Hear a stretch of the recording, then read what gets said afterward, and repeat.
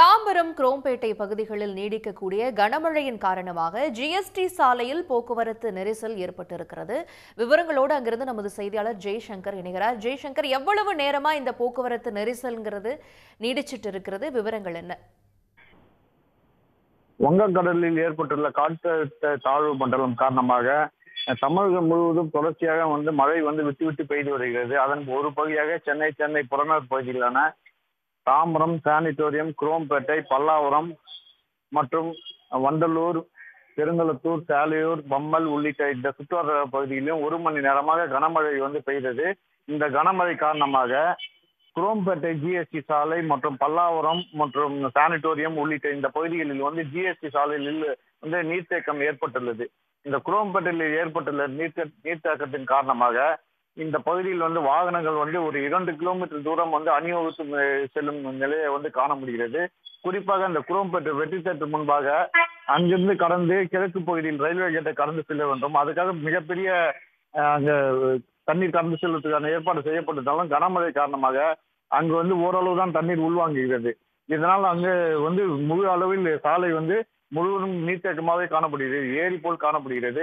இதனால் அந்த வழியா வரும் வாகனங்கள் ஒரு வழி பாதையாக சாலை ஒரு தடுப்பு சுவர் ஓரமாக செல்கிறது. இதனால் போக்குவரத்து மிக ஆமை வேகத்தில் வாகனங்கள் ஊர்ந்து செல்கின்றன. மேலும் பல்வேறு இடங்களில் கனமழை காரணமாக அந்த பாதாள சாக்கடையிலையும் நீர் புகுந்து வெளியேறி ஒரே நேரத்தில் வழிந்தோடுகிறது. இதனால் இந்த சுற்றுவட்டார பகுதியிலேயே கனமழையால் பாதிக்கப்பட்டுள்ளது.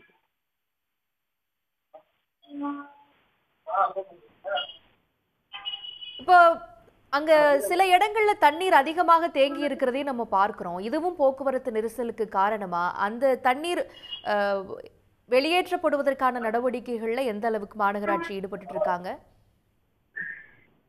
அதாவது மாநகராட்சி நிர்வாகமும் நெடுஞ்சாலைத்துறை நிர்வாகமும் அதற்காக நீரை வெளியேற்றத்துக்காக அந்த 2 மோட்டார்களை வைத்து அதனை வெளியேற்றி வருகிறார்கள். ஆனாலும் ஒரே நேரத்தில் கனமழை காரணமாக அந்த ஒரு 5 கிலோமீட்டர் தூரத்துக்கான தண்ணி ஒரு 3 பகுதியில் தேக்கம் ஏற்பட்டது. குறிப்பாக அந்த குரோம்பேட்டை வெற்றி தேட்டர் பகுதியில் அதிக அளவு தேக்கம் ஏற்பட்டுள்ளது. அதே போல் பான்ஸ் மேம்பாலம் கீழே ஒரு தேக்கமும், அது போல பழைய குரோம்பேட்டை மருத்துவமனை அருகே ஒரு தேக்கம் என இந்த 3 பகுதியில் தான் நீர்த்தேக்கம் ஏற்படும் வழக்கமாக. இப்பகுதியில் தான் அந்த ரயில்வே லைனை கிராஸ் செய்து கிழக்கு பகுதியில் அந்த கல்வெட்டு மூலியமாக தண்ணீர் வெளியே வேண்டும். ஆனால் இந்த கல்வெட்டுகள் போதுமான அளவு விரிவு செய்து படவில்லை என பொதுமக்கள் தரப்பில் குற்றச்சாட்டு வைக்கிறார்கள். அதனால்தான் இந்த நீர்த்தேக்கம் ஏற்பட காரணம். இது கனமழை காரணமாக உடனடியாக வெளியேறவில்லை. ஆனால் சிறிது நேரத்தில் வெளியேறதுக்கான வாய்ப்புகள் உண்டு. விவரங்களுக்கு நன்றி ஜெய்சங்கர். உடனுக்குடன் செய்திகளை தெரிந்து கொள்ள சன் நியூஸ் பெல் ஐகானை கிளிக் பண்ணுங்க.